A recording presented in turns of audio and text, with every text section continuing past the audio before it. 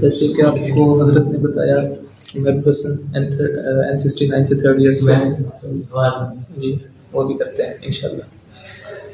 ویسے تو انہوں نے ایسے مہمان خصوصی کہتے ہیں، مجھے اف کر کو انہوں نے موقع دیا ہے، بلکہ حکم دیا تھا کہ آپ نے یہ کرنا ہے، اور میں اپنی ایک نامکمل سی کوشش کروں گا کہ ایک نظم دنیا اسلام کو آپ تک پہنچا سکوں، اس کے پیغام کو پہنچا سکوں۔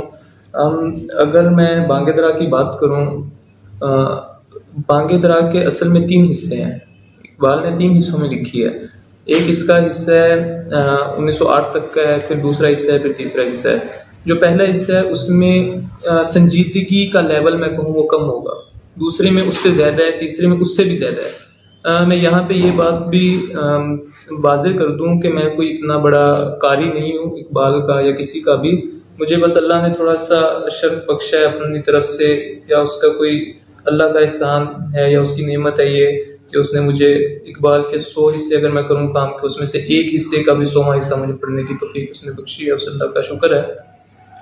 تو میں اس میں بغیر کسی زیادہ لمبی چوڑی بات کیے تمہید باندھے میں سیدھی سیدھی بات کرنے کی کوشش کروں گا، کنسائز وے میں اپنے پیغام کو پہنچانے کی کوشش کروں گا انشاءاللہ۔ دنیا اسلام جب لکھی گئی تو اس سے پہلے کی جو نظمیں تھیں نا اقبال کی، وہ تھی خضر راہ، جواب خضر، سلطنت، زندگی۔ یہ اس جو نظم کی جو روشنی آ رہی ہے وہ انہی نظموں سے آ رہی ہے ایکچولی۔ جب علامہ اقبال نے خضر راہ پڑھی تھی تو 20,000 کا مجمع سن رہا تھا ان کو، اور ایک ایک انسان دھاڑے مار مار کے رو رہا تھا، اور اقبال ایک ایک لفظ کے اوپر اتنا رو رہے تھے کہ ان کی ہچکی بن چکی تھی جب انہوں نے خضر راہ پڑھی تھی۔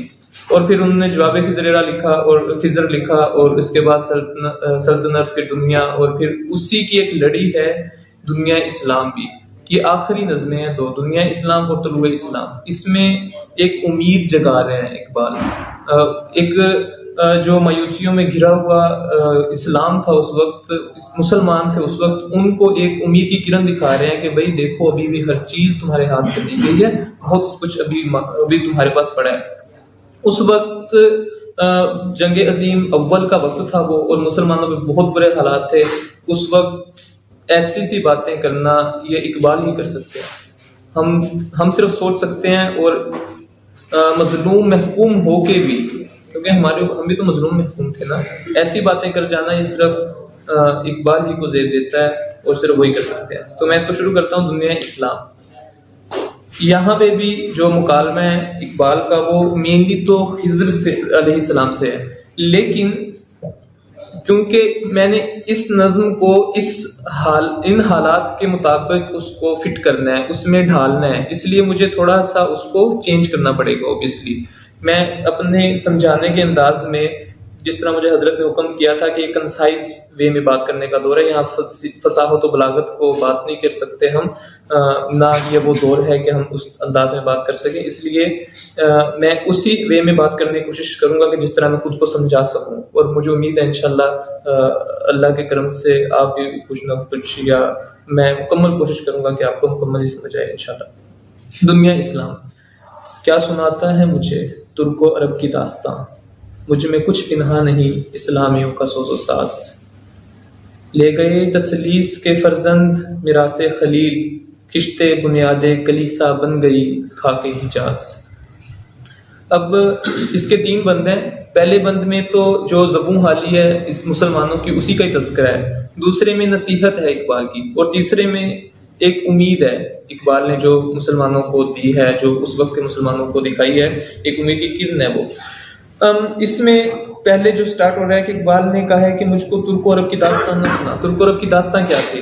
جب 1922 کے قریب یا 1920 کے قریب جب یہ نظم لکھی جا رہی تھی تو عربوں نے ترکوں کے خلاف، سلطنت عثمانیہ کے خلاف غداری کا اعلان کر دیا تھا، اور وہ انگریزوں کے کاندھوں پر رکھ کے اپنی بندوقیں چلا رہے تھے، اور اپنے ہی مسلمان بھائیوں کا جو کل تک ان کے خلیفہ تھے، جن پہ وہ ناز کرتے تھے، انہی کا ہی خون بہا رہے تھے۔ اقبال نے کہا مجھ سے کیا باتیں کر رہا ہے یہ والی، خضر کو فرما رہے ہیں۔ ویسے تو ہم اس کو ایک ایرونک وے میں بھی لے سکتے ہیں کہ ایرونیکلی کہہ رہے ہیں مجھے کیا سناتا ہے ترک و عرب کی داستاں، مجھ میں کچھ پنہا نہیں اسلامیوں کا سوز و ساز، کہ مجھ میں تو کوئی پوشیدہ ہی نہیں ہے بات، میرے دل میں کوئی بات ہی نہیں ہے اسلام کی، مجھے نہ سنا. جس طرح سے ہماری محفلوں کا آج بھی اگر میں اس دور کے حوالے سے بات کروں، ہماری محفلوں میں کوئی اسلام کی بات نہیں ہوتی ہے. جیسے ہمارے دلوں میں کوئی سوز و ساز ہے ہی نہیں اسلام کا. سوز ہوتا ہے درد، ساز ہوتا ہے کہ میوزیکل جو پین ہوتا ہے کسی بھی چیز کا، انسان اس کو فیل کر رہا ہوتا ہے. اسی طرح اسلام کا بھی ایک جو فیلنگ ہے ہمارے دلوں سے وہ نکل چکی ہے. اقبال نے بھی اسی چیز کو ایرونیکلی کہا ہے کہ مجھے ایسی باتیں، میرے سامنے اسلام کی باتیں نہ کر، میرے دل میں کوئی درد خوف ہے نہیں، میرے سامنے باتیں کر کسی ہیروئن کی، کسی ہیرو کی، کسی ایکٹر کی، کسی ایکٹریس کی. اقبال نے بھی ایرونیکلی اس دور کے حساب سے اگر میں کہوں گا تو ایسے ہی کہوں گا. لے گئے تسلیس کے فرزند میراث خلیل، خشت بنیاد کلیسا بن گئی خاک حجاز.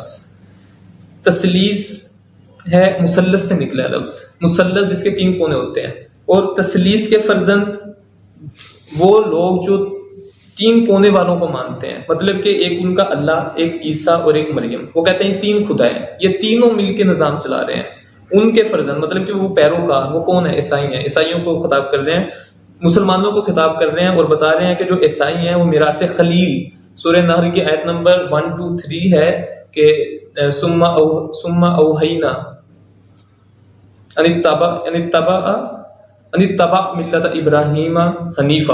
ایسی کوئی آیت ہے، مجھے بھول رہی ہے کیونکہ کافی عرصے پہلے پڑھا تھا، نہ میں کوئی حافظ ہوں، کہ نبی صلی اللہ علیہ وسلم کو اللہ تعالیٰ فرما رہے ہیں کہ میں آپ پر وحی کر رہا ہوں کہ آپ نے ملت ابراہیم کو فالو کرنا ہے. وہیں سے اقبال نے لفظ لیا ہے میراث خلیل. خلیل حضرت ابراہیم علیہ السلام کا لقب تھا، ہم سب کو پتہ ہے. اقبال کہہ رہے ہیں کہ جو عیسائی تھے، جو میراث خلیل کیا ہے؟ اسلام ہے.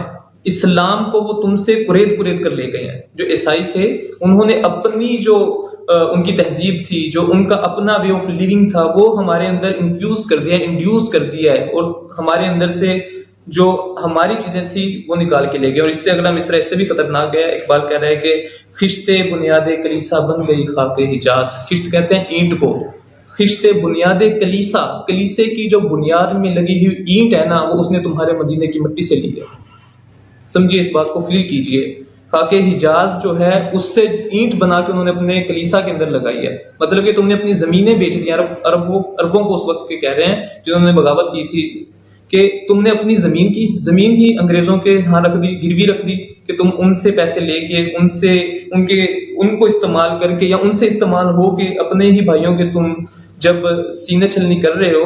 اس کا مطلب تو یہ ہوا نا کہ تم نے اپنی ساری زمین، اپنا سارا ملک ان کے حوالے کر دیا. جو خاک حجاز ہے، جو زمین ہے حجاز کی، وہ بھی تم نے ان کے حوالے کر دی.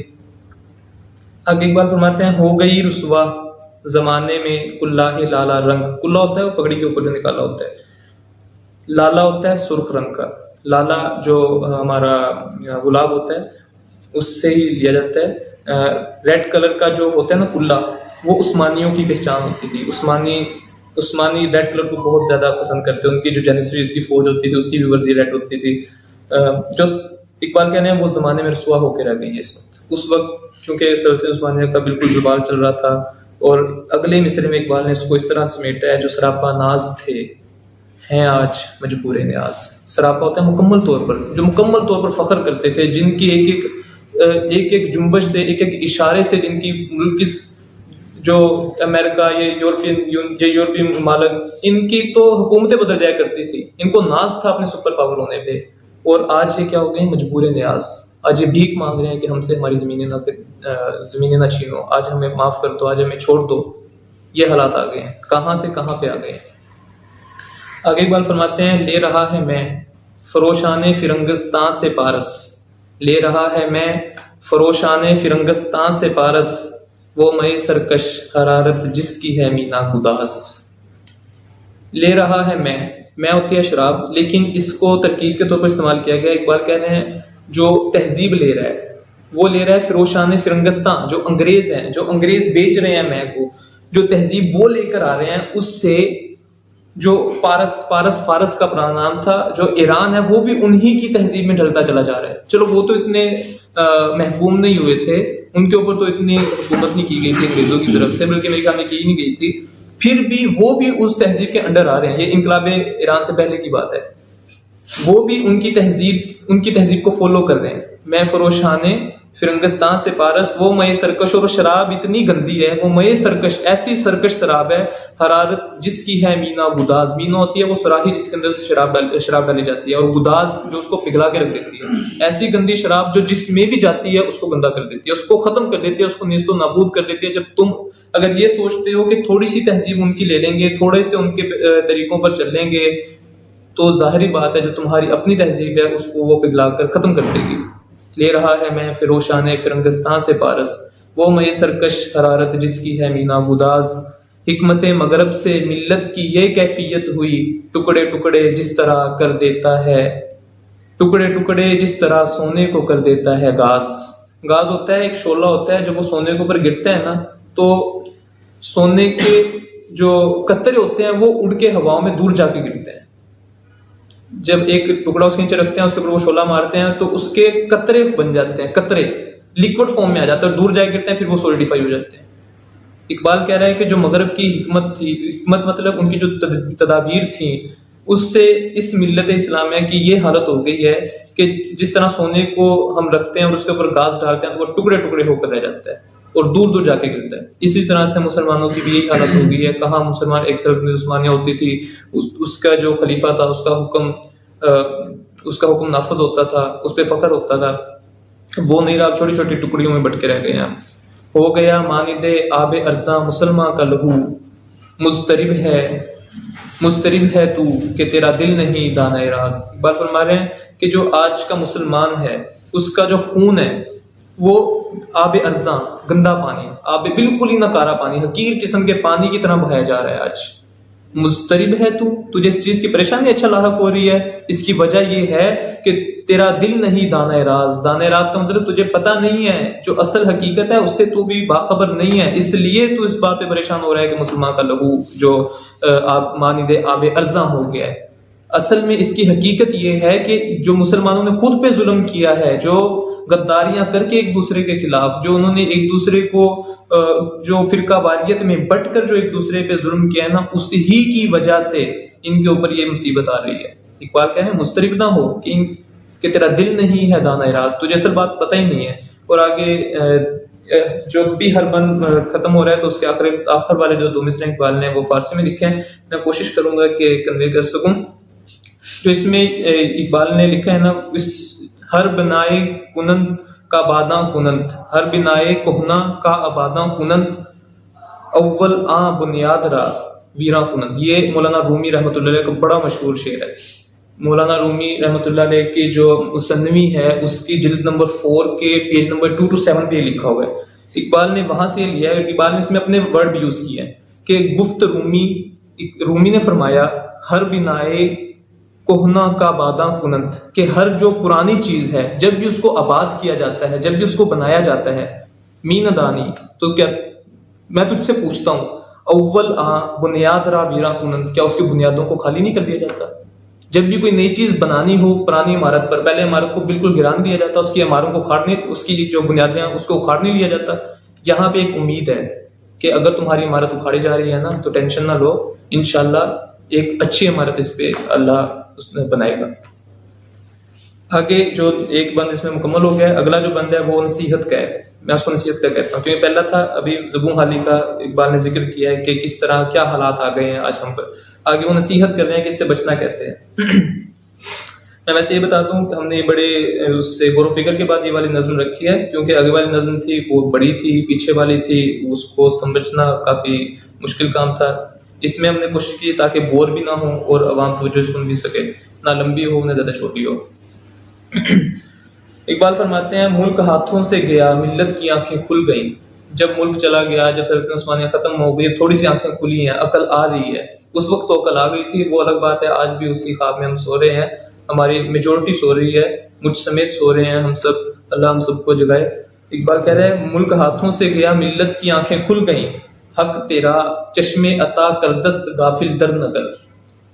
حق تیرا وہ اللہ جو ہے چشم عطا کردست جس نے تجھے آنکھیں دی ہیں، غافل در نگر وہ تجھ سے غافل نہیں ہے، وہ تجھے دیکھ رہا ہے اور انشاءاللہ حالات پلٹے گا۔ آگے اقبال فرماتے ہیں مومیائی کی گدائی سے تو بہتر ہے شکست۔ مومیائی کیا ہوتا ہے؟ مومیائی ایک موم ٹائپ کی بلیک کلر کی نا ایک موم ٹائپ ہوتی تھی چیز, اور اس کو دودھ میں ڈال کے جہاں پہ ہڈی ٹوٹتی تھی اس کے اوپر لگاتے تھے اور پیتے بھی تھے اس کو تاکہ ہڈی جڑ سکے. پرانے دور میں طبیب جو ایسے کرتے تھے. اقبال کہنے اگر ہڈی ٹوٹ گئی ہے نا, ہڈی مطلب اگر کوئی بھی تمہیں مصیبت پہنچی ہے, اس کا مطلب یہ ایک سمجھانے کے لیے مثال ہے, اگر ہڈی ٹوٹ گئی ہے تمہاری بالفرض, تو مومیائی کی گدائی, تو جو مومیائی ہے وہ لوگوں سے مانگتا نہ پھر, اس کی فقیری سے اس کو مانگنے سے بہتر ہے کہ تو اسی طرح رہ, اس سے بہتر ہے کہ تو شکست کھا جا. اگر تو کسی جنگ میں تیری ہڈی ٹوٹ گئی ہے مومیائی کی گدائی سے تو بہتر ہے شکست. مور بے پر حاجت پیش سلیمان مبر, مور ہوتا ہے چونٹی, بے پر بغیر پر کی چونٹی, حاجت پیش سلیمان مبر, حاجت پیش کر رہی ہے سلیمان مبر, سلیمان جو بہت طاقتور ہے. اس نے کہا ایک بے پر کی چونٹی تو بن کے سلیمان کے سامنے, سلیمان علیہ السلام کے سامنے تو حاجت پیش کرے گا. آئرونیکلی سوال کیا اقبال نے, پوچھا ہے, مطلب کہ اقبال نے کہا تو نہ کر, تو کسی کے آگے بھی ہاتھ نہ پھیلا. اس میں ایک استغنا کا پیغام اقبال نے دیا. استغنا ہوتا ہے کسی کے سامنے ہاتھ نہیں پھیلانا, فاقوں میں مر جانا ہے, کسی کے سامنے ہاتھ نہیں پھیلانا, کہ جو اللہ نے دیا ہے اس پہ صبر اور شکر اور اللہ سے اور کی دعا کرنی ہے اور عافیت کی دعا کرنی ہے. یہ ہوتی ہے استغنا. اقبال نے وہی اس میں بتایا کہ مومیائی کی گدائی سے تو بہتر ہے شکست, اس سے بہتر ہے کہ تو شکست کھا جا. مور بے پر حاجت پیش سلیمان مبر. اور پھر اقبال فرماتے ہیں ربط و ضبط ملت بیضا ہے مشرق کی نجات. جو ملت بیضا, ملت ہوتی ہے میل سے بنائی, جو تمام ایک ہی طرح کے لوگوں کا ایک گروہ ہوتا ہے, اس کو کہتے ہیں ملت. ملت بیضا روشن ملت ہے. روشن ملت صرف اسلام کی روشن ملت ہے. اقبال کہہ رہے ہیں کہ اس کے اندر جو لوگ ہیں ان کا ربط و ضبط جو ہے نا, اسی سے ہی ہم نجات حاصل کر سکتے ہیں. یہ نصیحتیں ہیں کیونکہ یہ سارا بند نصیحتوں پر مشتمل ہے. پہلے اقبال نے فرمایا تھا کہ استغنا اختیار کرنا ہے, اب کہہ رہا ہے کہ ربط و ضبط بھی اختیار کرنا ہے. ربط و ضبط ملت بیضا ہے مشرق کی نجات. ایشیا والے ہیں اس نقطے سے اب تک بے خبر. جو ایشیا کے لوگ بس رہے ہیں وہ اب تک اسی بات کو سمجھ نہیں سکے ہیں کہ جو ربط و ضبط ہے ملت کا, جو ایک دوسرے کے ساتھ یگانگت ہے, اتفاق ہے, اسی سے ہی تمہیں نجات ملنی ہے. اگر چھوٹی چھوٹی ملکوں میں ٹکڑیوں میں بٹ کے رہو گے تو تمہیں کبھی بھی نجات نہیں ملنی. اگر مل کے لڑو گے, مل کے تم ہر چیز کرو گے, مل کے تم معیشت بناؤ گے, جس طرح انہوں نے یورپی یونین بنا رکھی ہے, جس طرح انہوں نے بہت سارے ایسے قانون بنا رکھے ہیں کہ ایک دوسرے کا ساتھ دینا ہے, اگر تم بھی ایسا کچھ کرو گے پھر ہی تمہاری نجات ہے. اور ایشیا والوں کو یہ بات سمجھ نہیں آ رہی ہے, تب بھی سمجھ نہیں آ رہی تھی اور آج بھی سمجھ نہیں آ رہی ہے. اللہ سمجھائے. پھر سیاست چھوڑ کر داخل حصار دی میں ہو, ملک و دولت ہے فقط حفظ حرم کا ایک ثمر. اقبال کہہ رہے ہیں کہ یہ جو تم ادھر ادھر کی باتوں میں پھر رہے ہو کہ اچھا ایسے حکومت قائم ہو سکتی ہے, ایسے حکومت قائم ہو سکتی ہے, جو چالیں چل رہے ہو ان چالوں کو چھوڑو, صرف سمپلی دین میں آ جاؤ. اور اسی دین میں آنے کی وجہ سے جو ملک اور جو ریاست قائم ہوتی ہے وہ صرف ایک حرم کی پاسبانی سے ملتی ہے. اب ایک حرم کی پاسبانی کا مطلب کیا ہے؟ کعبہ ایک ہے.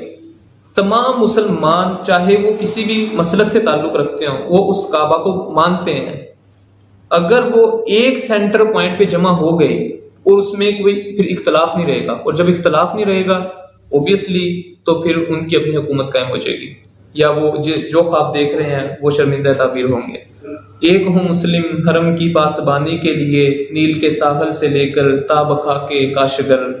اس میں علامہ اقبال فرما رہے ہیں کہ جو تمام مسلمان ہیں وہ حرم کی پاسبانی کے لیے جب ایک ہو سکتے ہیں نا, تو ان کو چاہیے کہ ہر وقت وہ ایک ہی بن کر رہیں. ایک ہو مسلم حرم کی پاسبانی کے لیے, جو حرم ہے, جو کعبہ ہے ہمارا, اس کی پاسبانی کے لیے تمام مسلمان متحد ہو جائیں, اور وہ اس طرح سے متحد ہو جائیں کہ نیل کا ساحل ہو, اور جو کاشگر ایک شہر ہے, جب ہم دیکھیں چائنا کو, چائنا کے ایکسٹریم ویسٹ میں ایک شہر آتا ہے اس کا نام ہے کاشگر, اور اس کے جو ساتھ ہیں ملک وہ ترکمانستان جو ادھر رشیا سے آزاد ہوئے تھے, پھر اس کے ویسٹ میں اور مزید اسلامی ملک آتے ہیں, پاکستان وغیرہ, یہ بنگال وغیرہ, اس کے مزید ویسٹ میں اور مسلمان آتے ہیں. ہم ویسٹ کی طرف جاتے رہتے ہیں, مسلمانوں کے ملک چلتے رہتے ہیں, انٹل جب ہم مصر میں پہنچتے ہیں. ایجپٹ اور ادھر کاشگر کے درمیان سارے مسلمان کے ملک ہیں. اقبال ادھر یہ ویسٹ ایکسٹریم ہو گیا, مطلب اس کے حساب سے یہ ایسٹ ہو گیا. ویسٹ میں ایجپٹ اور ایسٹ میں کاشگر جو چائنا کا ایک شہر ہے, ان کے درمیان تمام مسلمان آتے ہیں, ملک آتے ہیں موسٹلی. اقبال کہہ رہے ہیں ان دونوں کے درمیان جتنے ملک ہیں اگر وہ ایک ہو جائیں تبھی کچھ نہ کچھ بن سکتا ہے، تبھی یہ اپنی ریاست قائم کر سکتے ہیں، تبھی یہ آگے ترقی کر سکتے ہیں۔ ایک ہو مسلم حرم کی پاسبانی کے لیے نیل کے ساحل سے لے کر تاب خاک کے کاشگر، جو کرے گا امتیاز رنگ و خوں مٹ جائے گا، ترک خرگاہی ہو یا عرابی والا گوہر۔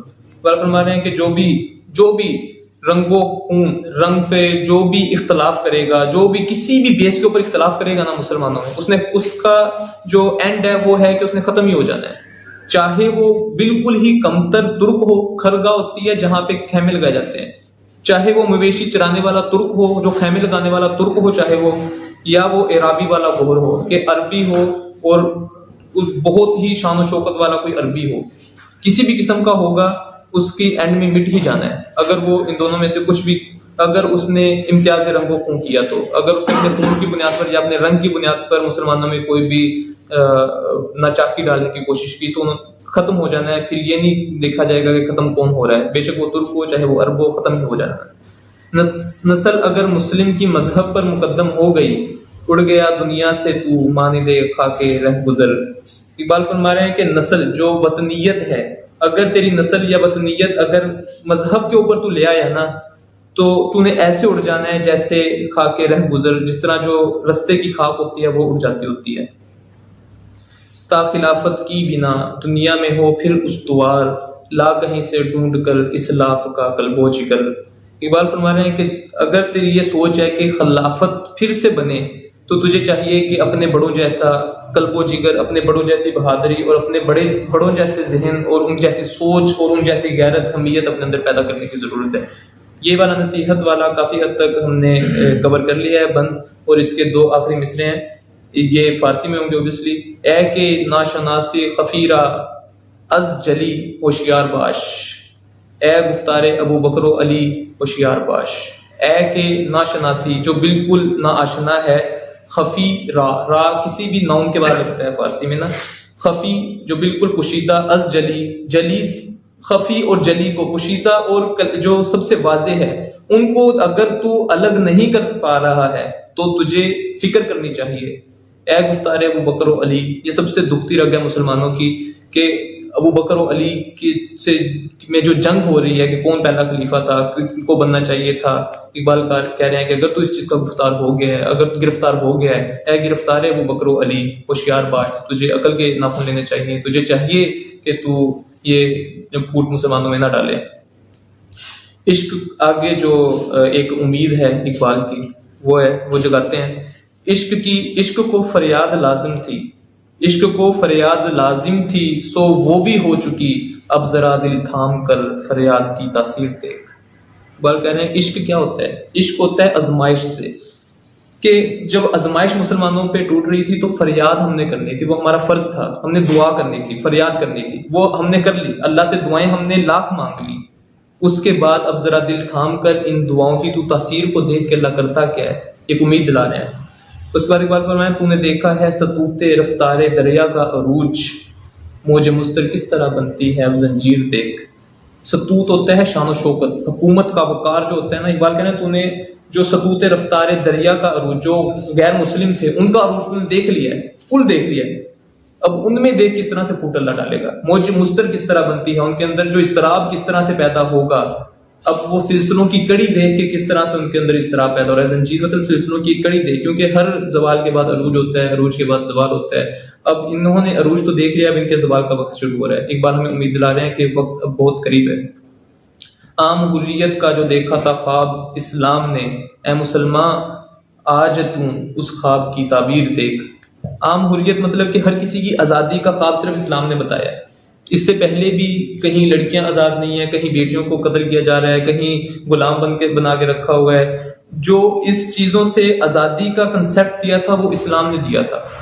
اقبال کہنے کہ جو خواب تھا وہ اسلام نے عام آزادی کا دیا تھا، اب اس خواب کی تعبیر کا وقت آ رہا ہے، اب تو ذرا دل تھام کے وہ بھی دیکھ۔ اپنی خاکستر سمندر کو ہے، میں سمندر نہیں کہا سمندر پڑھا ہے، سمندر اور سمندر دو الگ الگ لفظ ہوتے ہیں۔ اپنی خاکستر سمندر کو ہے سامان وجود، مر کے پھر ہوتا ہے پیدا یہ جہان پیر دیکھ۔ سمندر ایک ایسا جانور ہے جو آگ میں رہتا ہے، آگ میں وہ جلتا ہے، اس کی پھر راکھ بنتی ہے اور راکھ سے دوبارہ وہ زندہ ہوتا ہے۔ یہ ایک مطلب کہ آئیڈیل جانور ہے. سمندر ویسے اردو میں یہ جو گرگٹ ہوتا ہے اس کو بھی بولتے ہیں, جو رنگ بدلتا رہتا ہے. یہ ایسا لوک کہانیوں میں ہوتا تھا پہلے کہ ایک جانور ہوتا ہے, پھر وہ مرتا ہے, پھر وہ سے آگ سے دوبارہ بن جاتا ہے. اقبال کہہ رہا ہے وہ جو سمندر ہے نا, وہ جو آگ کے اندر رہنے والا جانور ہے, اس کی جو خاکستر مطلب جو اس کی راکھ ہوتی ہے نا, وہی اس کے لیے دوبارہ زندگی بناتی ہے. اور اسی طرح سے مر کے پھر ہوتا ہے پیدا یہ جہان پیر دیکھ. یہ جو جہان, یہ بوڑھا جہان پیر ہوتا ہے بوڑھا.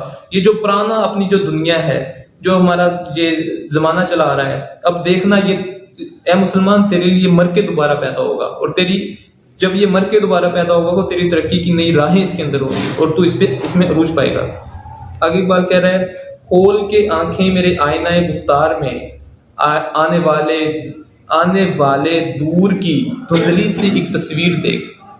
اقبال کہہ رہے ہیں کہ جو میرے آئینہ گفتار ہے, جو میں نے تم کو ایک آئینہ دکھایا ہے, پہلے تمہیں غیرت دلائی ہے کہ تم کیا کر رہے ہو, پھر میں نے نصیحتیں کی ہیں, اس جو میں نے تم کو آئینہ دکھایا ہے اس میں آنکھیں کھول کے ذرا دیکھ تو صحیح, تجھے دور کہیں ایک دھندلی سی تصویر نظر آئے گی. اقبال نے یہ بھی اس میں بتا دیا کہ بے شک امید میں تم کو دلا رہا ہوں, لیکن وہ بہت دور ہے ابھی, اب وہ دھندلی ہے, وہ بہت قریب, اتنی بھی قریب نہیں ہے کہ تم اس کو صاف بھی دیکھ سکو, بہت دور ہے اور واضح بھی نظر نہیں آ رہی, دھندلی ہے وہ. آنکھیں کھول کے ذرا دیکھ تو صحیح, لیکن وہ موجود ہے. مین پوائنٹ ہے کہ وہ موجود ہے, یہ نہیں ہے کہ وہ ایگزسٹ نہیں کرتی, وہ ایگزسٹ کرتی ہے, وہ ہے, لیکن دور ہے ابھی, وہ آئے گا ضرور انشاءاللہ وقت. آزمودہ فتنہ ہے ایک اور بھی گردوں کے پاس, سامنے تقدیر کے رسوائی یہ تدبیر دیکھ. یہ تقریباً سیکنڈ لاسٹ اس میں شعر, اس میں یہ مصرے ہیں. اقبال کہہ رہا ہے کہ ایک اور فتنہ ہوتا ہے, فتن سے نکلا یہ لفظ. فتن ہوتا ہے جب ہم سونے کو آگ میں ڈال کے چیک کرتے ہیں, اس کی آزمائش کر رہے ہوتے ہیں کہ یہ پیور ہے کہ نہیں. اقبال کہہ رہا ہے کہ آزمودہ فتن ہے ایک اور بھی گردوں کے پاس, جو آسمان ہے, جو اللہ ہے, اس نے اور بھی آزمائشیں رکھی ہیں. ابھی اتنی آسانی نہیں ہے, اور بھی اس کے پاس بہت سے آزمائشوں کے طریقے ہیں. آزمودہ فتنہ ہے ایک اور بھی گردوں کے پاس, سامنے تقدیر کے. یہ انگریزوں کے لیے اقبال کہہ رہے ہیں, کیونکہ اس میں انہوں نے ہمیں دینی ہے امید. اقبال اس میں کہہ رہے ہیں کہ آزمودہ فتنہ ہے ایک اور بھی گردوں کے پاس. اے انگریزوں سن لو, اے کفار سن لو, جو گردوں ہے, جو جس اللہ نے تم کو آج عروج دیا ہے, اس کے پاس ایک اور بھی آزمائش ہے. جب تم دیکھو گے کہ تقدیر کے سامنے جو تمہاری تدبیریں ہیں وہ بالکل ختم ہو جائیں گی, بالکل ضائع ہو جائیں گی. سامنے تقدیر کے رسوائی یہ تدبیر دیکھ. آگے پھر وہ فارسی کا آخری شعر ہے. مسلمست سینہ را از آرزو آباد دار, برزماں پیش نظر لا یخلف المیاد دار. اے مسلمان, سینہ را تیرا سینہ, از سے آرزو جو خواہش سے, آباد جو تیرے سینے میں خواہشیں اٹھ رہی ہیں, میں اس کے لیے تم کو بتانا چاہتا ہوں. جو تم خواہش یہ اٹھ رہی ہے کہ ہم کسی طرح اسلام کو نافذ کر دیں, ایک اسلامی ریاست کو قائم کر لیں. اس وقت بھی یہی تھا, آج بھی یہی ہے. بس زماں پیش نظر, اس وقت میں تم کو یہی چیز بتا سکتا ہوں, لا یکلف المیاد دار, کہ اللہ فرماتا ہے کہ میں اپنے وعدے کی خلاف ورزی نہیں کرتا. اور اللہ نے قرآن پاک میں سورہ آل عمران میں فرمایا ہے کہ اگر تم مومن ہو, اور انشاءاللہ میں تمہیں غالب کر کے رہوں گا. اقبال کہہ رہا ہے کہ نا امید نہیں ہونا, اور اللہ کا وعدہ انشاءاللہ سچا ہوگا. جزاک اللہ خیرہ.